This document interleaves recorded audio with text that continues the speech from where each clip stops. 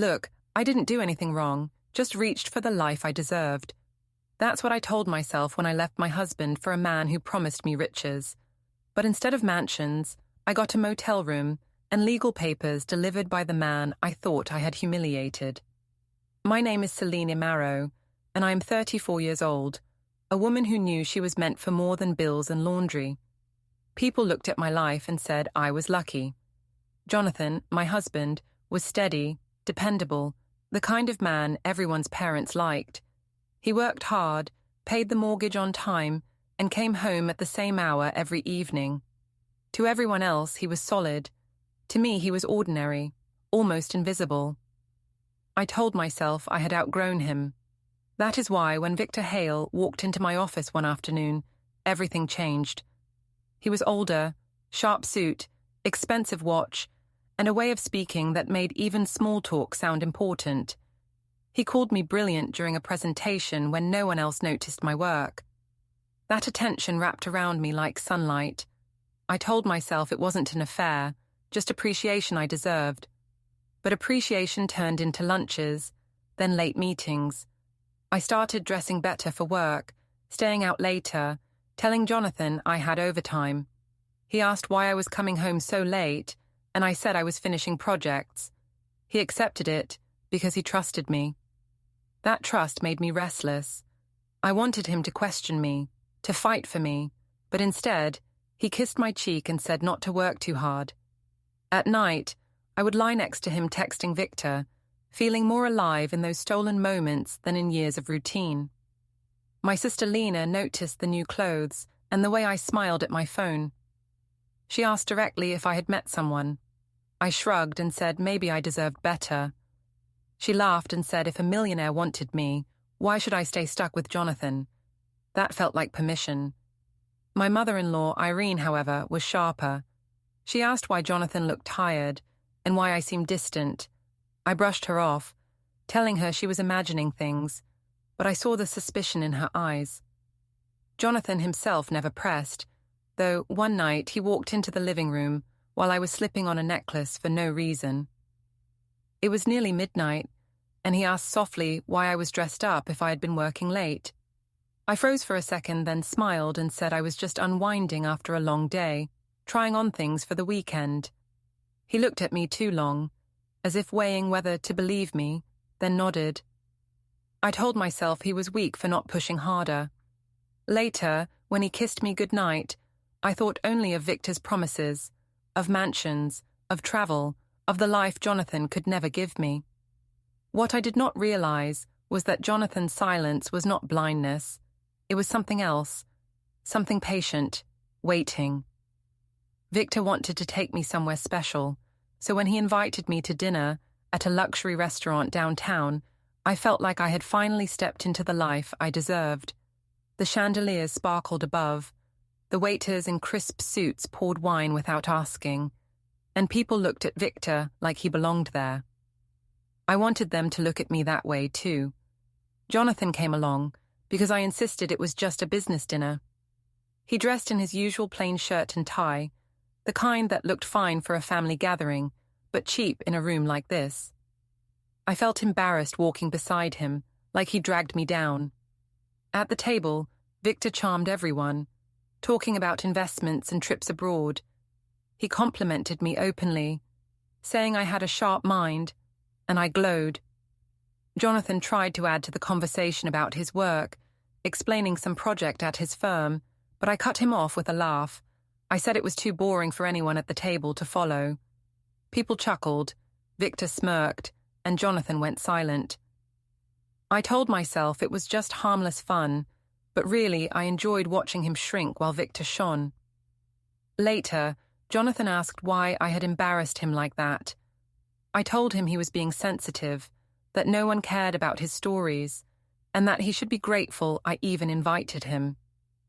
He looked at me like he didn't recognize me, and I snapped that maybe if he acted more like Victor, I wouldn't have to make jokes. He didn't argue back, which I took as proof I was right. My sister Lena whispered later that I should be careful, but her smile said she liked seeing me with a powerful man. Irene, on the other hand, watched everything with narrowed eyes. She leaned close to Jonathan and asked if he was okay. That irritated me. I told her not to meddle, that Jonathan was fine. She said in a low voice that respect was the foundation of marriage, and I laughed in her face. Respect was boring. Excitement was what I wanted. After dinner, Victor offered me a ride home in his sleek car. Jonathan rode silently in the back, and I sat up front, laughing at Victor's stories, touching his arm when I wanted to. Jonathan stared out the window like he wasn't even there. At home, he didn't speak to me as we got ready for bed. He sat at the desk, writing something carefully, and I asked what it was. He said notes for work. I teased him for being dull, even in his free time, then left him there. I didn't realize then that his quiet note-taking wasn't about work at all. It was about me. Victor promised me weekends away, maybe even a house in the city, but what I got instead was a motel room on the edge of town. He said it was only temporary, that his business deals were complicated, that people would talk if they saw us together too soon. I convinced myself it was fine, that the plastic sheets and buzzing neon lights didn't matter, because one day soon I would have the world. I told Lena that Victor was planning something big, and she raised an eyebrow but said maybe I should slow down. I brushed her off, saying she didn't understand what it felt like to be chosen by someone powerful. Meanwhile, Jonathan barely spoke to me at home. He tucked Daisy into bed without me, packed his own lunches, and moved through the house like a ghost. I told myself he was sulking, that he would eventually accept the new reality. At a friend's gathering, I tried to brag about Victor's supposed business trips. I told them he was flying overseas for meetings and would take me soon. I wanted to watch their faces, to see envy. Some nodded politely, but others looked doubtful. Irene was there, and she didn't even hide her disdain. She asked Jonathan directly if he was proud of his wife's new friend. He smiled faintly, shook his head, and said nothing. That smile unsettled me more than her words. Later that night, I met Victor again at the motel. I complained about how small it was, how humiliating it felt to be stuck in a cheap room. He promised that patience would pay off, that soon we would be living in luxury. I believed him because I needed to. I couldn't admit I had traded my marriage for nothing but lies. Jonathan came home early the next morning from work and found me pretending to be asleep. He asked why I hadn't answered his calls the night before. I said I had been out with Lena, and he just nodded. No argument, no raised voice, just a nod. It should have calmed me, but instead it sent a chill through me. I wanted him to fight, to shout, to prove he still cared, but he gave me nothing. A few days later, at another family dinner, I made some comment about Jonathan being stuck in routines while other men traveled the world. People laughed, though awkwardly this time. Jonathan excused himself before dessert, leaving quietly. I smirked, thinking I had won the exchange, but when I came home later, I found his office light glowing again. He was bent over papers, copying something into neat folders. I asked if he was preparing another boring report. He said only that it was important work. His calm voice made me uneasy, but I told myself he was too weak to do anything. I couldn't see then that the quiet man at the desk was no longer my husband waiting for me to return. He was already preparing my downfall. I decided the best way to prove I was winning was to host a gathering at our home. I wanted friends and family to see that I was glowing, that Victor was by my side, and that Jonathan was nothing but a shadow of the life I had outgrown. I spent money we didn't really have on decorations and catering, convinced it would all be worth it once Victor finally delivered on his promises. Jonathan said nothing when I told him about the party. He only asked what the occasion was, and I snapped that not everything needed to be dull like his life. He just nodded, the same calm nod that had started to haunt me. Daisy noticed the tension and asked why Daddy didn't tell jokes anymore. I told her he was busy with work, but she didn't look convinced. Irene called the night before the party and asked Jonathan directly if he was comfortable with me flaunting another man in our house. I overheard and cut her off, saying she was jealous and bitter. Jonathan said nothing, only thanked her for calling. That silence burned more than any argument. On the day of the party, the house looked perfect. Flowers on every table, food set out, music low. Victor arrived late, muttering about business calls, and I smoothed it over by laughing and telling everyone important men were always busy. I clung to his arm and made sure people noticed the expensive watch he wore. Jonathan greeted guests politely, but stayed near the edges of the room. I made little comments about how he was always more comfortable with numbers than people, and a few laughed, though others shifted uncomfortably. Lena pulled me aside and whispered that maybe I was pushing too far. I told her to relax, that Jonathan had no fight in him anyway. But when I looked across the room, he was watching me with that same unnerving calm. Later in the evening, after I made a toast about new beginnings, Jonathan disappeared upstairs. I thought he was sulking, so I ignored it, but when he returned, he carried a neat folder. Without raising his voice, he handed me an envelope and said it was something I should see. Guests grew quiet as I opened it and saw copies of bank statements, hotel receipts, and printed messages.